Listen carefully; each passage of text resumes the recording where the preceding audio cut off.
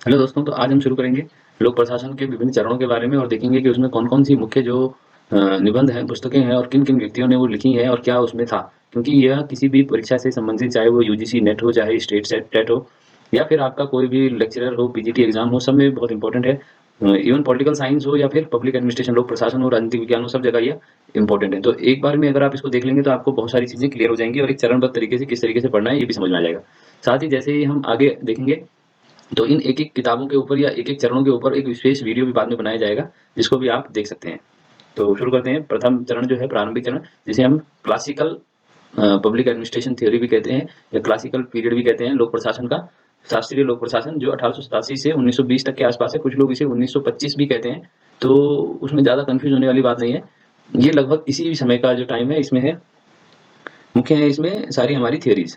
तो सबसे पहले है जो जहाँ से शुरुआत होती है द स्टडी ऑफ एडमिनिस्ट्रेशन। ये एक निबंध है जो 1887 में छपा था एक किताब में या जर्नल जिसको कह लो, जिसका नाम था पॉलिटिकल साइंस क्वार्टरली। ठीक है, पॉलिटिकल साइंस के अंदर ये देखने की बात है कि छपा था ये। और छपा था ये स्टडी ऑफ एडमिनिस्ट्रेशन, लिखा गया था विड्रो विल्सन द्वारा, अमेरिका के पूर्व राष्ट्रपति हैं जो। निबंध के रूप में यह छपा था।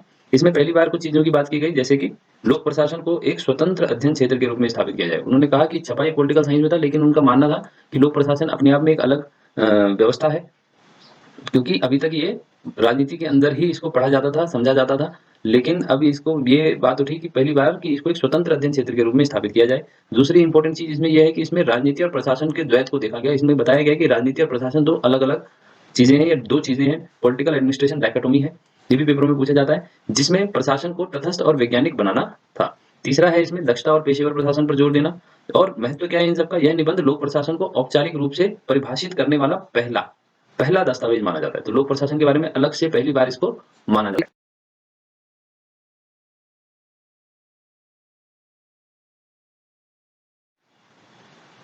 नेक्स्ट हमारी पुस्तक है, इसका नाम है प्रिंसिपल ऑफ साइंटिफिक मैनेजमेंट। ये किताबों का नाम अंग्रेजी में ही है। अच्छा, यहाँ पे पहली बार साइंटिफिक मैनेजमेंट या साइंस की बात की गई थी। ठीक है, अभी तक इसको एज ए राजनीतिक विज्ञान में साइंस से संबंधित नहीं था, सिर्फ एक प्रोसेस था। अब ये पहली बार कहा गया कि जो एडमिनिस्ट्रेशन है, जो प्रशासन है, वो एक साइंटिफिक मैनेजमेंट की तरह है। और इस किताब के जो राइटर हैं उनका नाम है फ्रेडरिक टेलर। ठीक है, एफ टेलर नाम से इनको जाना जाता है। योगदान क्या है, पहली बार इन्होंने कहा कि वैज्ञानिक प्रबंधन की अवधारणा प्रस्तुत की, जिसमें कार्य प्रक्रियाओं का मानकीकरण, ठीक है, समय प्रबंधन और उत्पादकता वृद्धि पर जोर दिया गया। उन्होंने कहा एडमिनिस्ट्रेशन को किस तरीके से या प्रशासन को किस तरीके से काम करना चाहिए, उसमें कितना समय, कितना कैसा प्रबंधन और क्या होना चाहिए। इसमें सरकारी और निजी दोनों संगठनों में दक्षता के लिए तकनीकी दृष्टिकोण को बात की गई। इसके बारे में हम स्पेशली पढ़ेंगे कि क्या क्या था इसमें, बहुत इंपॉर्टेंट है ये।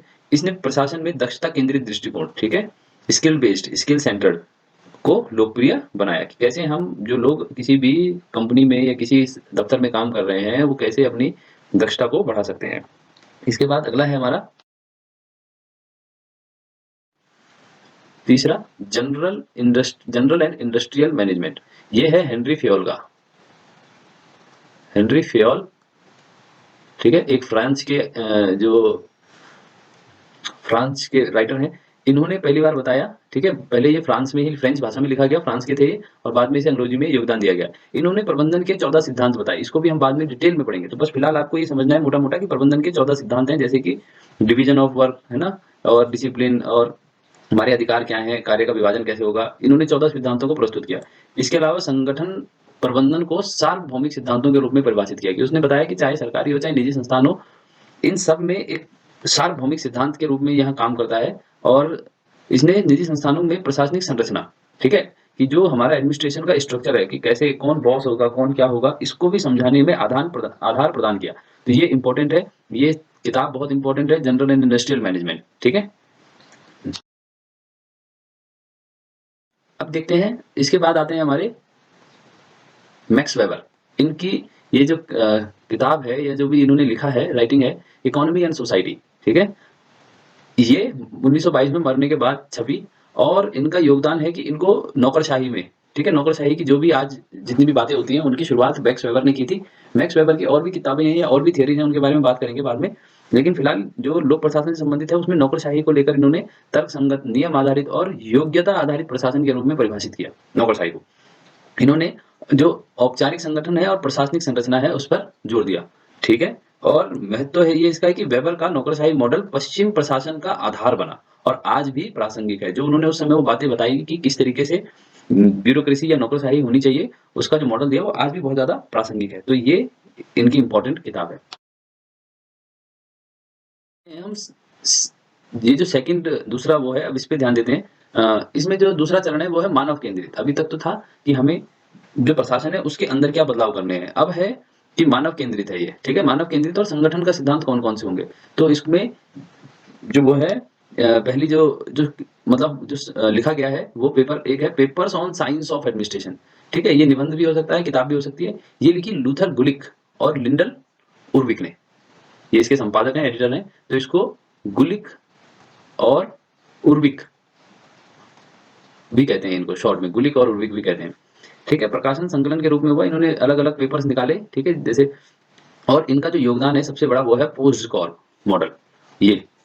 ये एक एक्रोनिम है जिसको हम कहते हैं कि संक्षिप्त नाम है, जिसको बाद में खोलेंगे तो P for planning, O for organising, staffing, directing, coordinating, reporting और बजटिंग। इसको इसी तरीके से पढ़ा जाता है, हिंदी में भी इसी तरीके से पढ़ेंगे। इन्होंने प्रस्तुत किया, इन्होंने बताया कि किसी भी एक संस्था को चलाने के लिए, एक प्रशासन को चलाने के लिए उसमें इतनी सारी चीजों की जरूरत है, इस तरीके से। और प्रशासन को संचारित हुआ संरचित संरचित और व्यवस्थित ढांचे में समझाया कि किस तरीके से कैसे एक प्रशासन को होना चाहिए। मैं तो क्या है, यह पुस्तक प्रशासनिक प्रक्रियाओं को व्यवहार में लागू करने के लिए एक व्यवहारिक मार्गदर्शक बनी। तो ये इसका बहुत ज्यादा महत्व है। इसके बाद नेक्स्ट आएगा, यहाँ पे नए एक राइटर हैं, द फंक्शंस ऑफ एग्जीक्यूटिव, ठीक है। 1938 में ये किताब छपी, चेस्टर बर्नार्ड ने ये लिखी, ठीक है। किताबों का नाम आप अंग्रेजी में ही रखिए तो ज्यादा अच्छा है, या याद रखिए तो ज्यादा अच्छा है। किताबों को बस ये ध्यान रखिए कि क्रम कौन सा है, तब आपको याद करने में दिक्कत नहीं होगी। इन्होंने बताया कि संगठन को सहयोग और संचार की प्रणाली के रूप में देखा, ठीक है। और नेतृत्व, प्रेरणा और संगठनात्मक संतुलन संतुलन पर जोर दिया।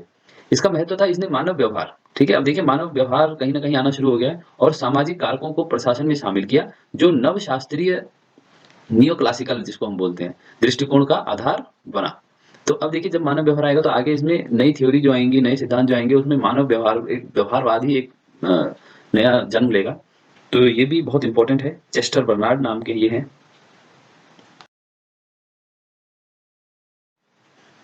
अब प्रशासन कोई ऐसी चीज तो है नहीं जो हवा में चल रहा है। इसमें क्या है कि जैसे जैसे समाज में परिवर्तन हुआ, तो 1940 का दशक ऐसा था जब हमें पता है कि 1939 से द्वितीय विश्व युद्ध शुरू हो चुका था 1939 से, और 1945 तक ये चला। तो वो दौर था जब पूरे यूरोप में, अमेरिका में जो कंपनियां हैं, जो वहाँ पे काम करने के वाले लोग हैं, उनका जो मनोविज्ञान है वो अलग तरीके से काम कर रहा था। तो देखेंगे तो इसीलिए इसको युद्धोत्तर काल और व्यवहारवादी दृष्टिकोण कहा गया। 1940 से 1960 के दशक का ये दौर है। इस समय एक इम्पोर्टेंट एडमिनिस्ट्रेटिव बिहेवियर, और यहाँ पे हमारे सामने आए हर्बर्ट साइमन, ये बहुत इंपॉर्टेंट है। साइमन साहब, सॉरी, क्योंकि इनकी आगे बहुत ज्यादा थ्योरी है, ये राजनीतिक विज्ञान में भी बहुत इंपॉर्टेंट है और इसमें भी। तो इन्होंने जो प्रशासन का व्यवहार के बारे में जो किताब लिखी, इनका योगदान है कि प्रशासन को निर्णय और निर्माण की, ठीक है, प्रक्रिया के रूप में परिभाषित किया, डिसीजन मेकिंग जिसको हम कहते हैं। इसके अलावा इन्होंने एक दूसरी थ्योरी भी दी, सीमित तर्क संगता। ये सारे पॉइंट बहुत इंपॉर्टेंट है, बहुत मुश्किल से ये आपके लिए लाया हूं मैं। और अगला है संतुष्टिकरण, सेटिस्फाइंग, सेटिस्फाइंग की अवधारणाएं दी। तो ये जो है सीमित तर्क संगतता, संतुष्टिकरण, ये बहुत इंपॉर्टेंट है, पेपर में पूछी जाती है कि किसके द्वारा दी गई। और डिसीजन मेकिंग, ये सब। और इसका महत्व क्या है, इसने प्रशासन को वैज्ञानिक और व्यवहारवादी दृष्टिकोण से समझने का नया तरीका प्रदान किया। तो अब साइंटिफिक भी है लेकिन ह्यूमैनिटेरियन भी है, ठीक है। और इसको हम बोलेंगे व्यवहारवादी को बिहेवियरलिज्म जिसको हम कहते हैं। तो बिहेवियरल तरीका, व्यवहारिक तरीका दिया। और साइमन, ये इतनी बड़ी इनकी मतलब थियोरी थी जिसके लिए इनको 1978 में नोबेल पुरस्कार भी मिला। तो ये बहुत जरूरी है समझना। आगे हम देखते हैं ह्यूमन साइड ऑफ एंटरप्राइजेस। अब ये देखिए, ये मैकग्रॉगर आ गए हैं यहाँ पे। इन्होंने बताया कि किसी की अपनी किताब में कि जो व्यक्ति है वो किसी भी संस्था को, किसी भी शासन को किस तरीके से देखता है। तो इसमें डगलस मैकग्रॉगर ने 1960 में एक किताब लिखी। हालांकि ऐसा नहीं है कि सिर्फ यही है, इसके बीच में और भी कुछ इंपॉर्टेंट है जिनको हम बाद में जब एक एक इन किताबों के बारे में या इन थ्योरी को अच्छे से पढ़ेंगे तब हम उसको विस्तार से खोलेंगे। लेकिन फिलहाल ये 15 जो किताबें हैं ये बहुत इंपॉर्टेंट है, इनके बारे में आपको जानकारी होनी चाहिए।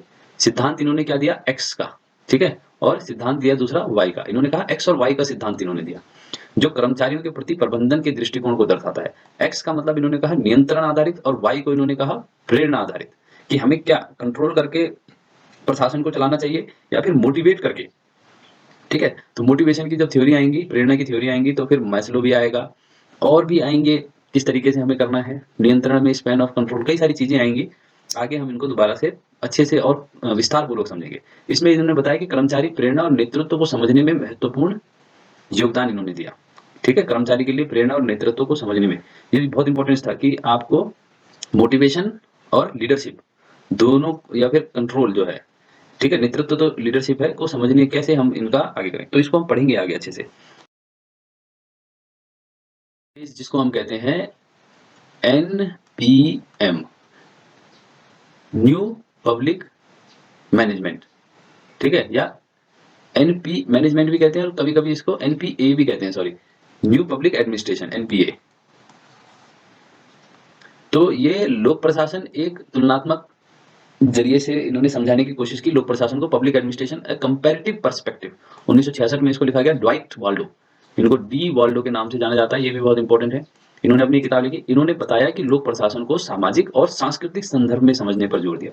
साथ ही इन्होंने बताया कि नौकरशाही और दक्षता केंद्रित दृष्टिकोण की आलोचना की। देखिए, दक्षता केंद्रित जो वेबर बात कर रहा था जिस चीज की, इसको इन्होंने आलोचना की है नौकरशाही की। इन्होंने नौकरशाही को एक नई तरीके से अपनी डिफाइन किया और नवीन लोक प्रशासन आंदोलन को प्रेरित किया, जो कि सामाजिक समानता और नैतिकता पर केंद्रित था। अभी तक जो है इंसान को एज ए मशीन और अमीर और जो अच्छे और बुरे, इस तरीके से कई चीजों के आधार पे बांटा गया था। लेकिन उन्होंने कहा कि अब हम जो नया लोक प्रशासन जो बनाने जा रहे हैं, इस पे हमें इन चीजों के ऊपर ज्यादा ध्यान देना होगा। तो ये इंपॉर्टेंट था। अगला देखेंगे हम। इन्हीं बातों को पूरा साबित करने के लिए toward a new public administration, the Minnowbrook perspective, ये है फ्रैंक मारिनी मारिनी, ये बहुत इंपॉर्टेंट है, फ्रैंक मारिनी, ठीक है?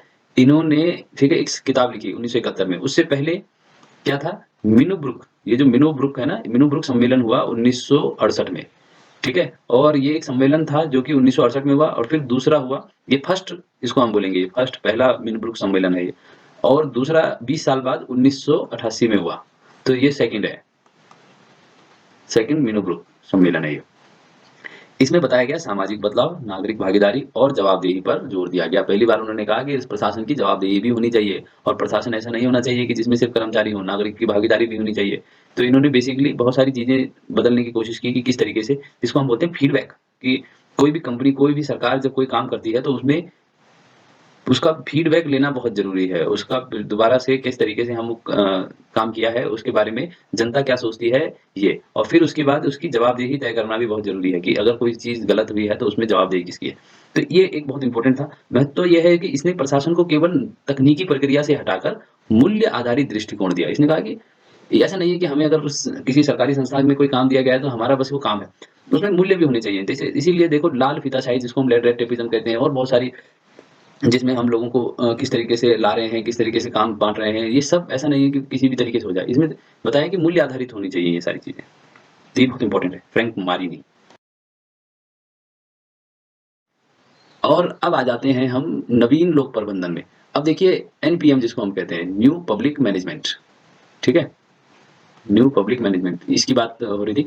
अब देखिए, अभी तक जो था पुराने टाइम का, वो वहीं पे खत्म हो जाता है, लेकिन कई-कई जगह पे अब इसको बहुत ज़्यादा पूछा जाने लगा है, री-इन्वेंटिंग गवर्नमेंट।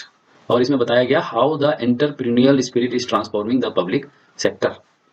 मतलब किस तरीके से जो सरकार का लाभ कमाने का, या एंटरप्रेन्योरियल है कि एक अपने आप में कंपटीशन क्रिएट कर रही है सरकार प्राइवेट के साथ, वो किस तरीके से पब्लिक सेक्टर को बदल रहा है। तो इसमें डेविड ऑसबॉर्न और टेड गैबलर नाम की ये 2 व्यक्ति हैं जिन्होंने ये किताब लिखी। और इसमें नवीन लोक प्रशासन के 10 सिद्धांत प्रस्तुत किए गए, जैसे परिणाम उन्मुखता, विकेंद्रीकरण और ग्राहक केंद्रितता, जैसे इसको हम बोलते हैं कस्टमर सेंटर्ड, डिसेंट्रलाइजेशन और रिजल्ट ओरिएंटेड। तो इसमें बताया गया कि बाजार आधारित सुधारों को बढ़ावा दिया गया, जिसमें हमारे नए-नए अब बहुत सारी चीजें आएंगी, इसको हम विस्तार से पढ़ेंगे। इसमें क्या है, ब्रिटेन में और अमेरिका में 2 देशों ने इस पे बहुत लोकप्रिय, मतलब अपने देशों में इसको बढ़ाया। देखो, एनपीएम को विश्व स्तर पर लोकप्रिय बनाया, और अमेरिका और ब्रिटेन, ठीक है? अमेरिका में उस समय राष्ट्रपति हुए रोनाल्ड रीगन, ठीक है? रीगन, रीगनिज्म बोला गया उसको, उस समय के दौर को। और ब्रिटेन में हुई मार्गरेट थैचर, और उसको थैचरिज्म बोला गया।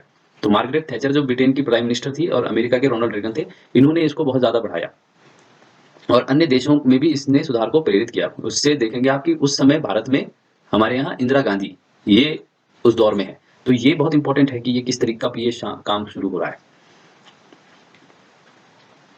नेक्स्ट आता है, अब ये आ गए जो हमारा मॉडर्न एज जिसको हम कहते हैं समकालीन लोक प्रशासन, है ना, आज के समय का। इसमें गवर्नेंस.com और democracy in the information age, आज का युग जिसको हम कहते हैं कि ये है सूचना क्रांति का युग है, ये सूचना का जो वो है दौर है। इसमें एलन फाउंटेन और अन्य इन लोगों ने इसमें एक किताब लिखी, एक मतलब बहुत सारे पेपर्स थे जिनका संकलन किया। इसमें इन्होंने बताया कि डिजिटल प्रशासन और ई गवर्नेंस को पर कैसे प्रभावी बनाया जा सकता है, साथ ही प्रौद्योगिकी टेक्नोलॉजी द्वारा प्रशासनिक पारदर्शिता और नागरिक भागीदारी में बदलाव। तो किस तरीके से हम टेक्नोलॉजी का इस्तेमाल करके जो करप्शन है या जो लोग हैं उनकी भागीदारी कैसे हम सुनिश्चित कर सकते हैं, टाइम समय से काम को कैसे निपटा सकते हैं टेक्नोलॉजी के माध्यम से, ये सब इसमें है। डिजिटल युग में प्रशासन के नए आयामों को समझने में महत्वपूर्ण है ये। तो ये इंपॉर्टेंट है, ये अब पूछा जाएगा आगे आने वाले समय में। और एक है digital era governance, IT corporation state and E government 2006, यह है पैट्रिक डेनलवी और अन्य, किताब के रूप में इसको छापा गया। इसमें बताया गया कि डिजिटल प्रशासन के 3 मॉडल हैं। एक तो है हमारा एनपीएम, दूसरा है हमारा नौकरशाही और तीसरा है हमारा डिजिटल युग शासन प्रस्तुत किया। ठीक है, तकनीक द्वारा प्रशासनिक सुधारों का विश्लेषण किया गया। ई गवर्नेंस इसमें इंपॉर्टेंट है, डिजिटल शासन है और वैश्विक रुझानों को समझने में आधारभूत है। लास्ट है इसमें हमारा जो लेटेस्ट किताब है public administration in digital age, इसको क्रिस्टोफर हुड और अन्य के द्वारा इसको किताब को प्रकाशित किया गया। इसमें जो है इंपॉर्टेंट है वो एआई और बिग डेटा, बड़ी डेटा और डिजिटल प्लेटफॉर्म, ठीक है, पर प्रशासन का प्रभाव।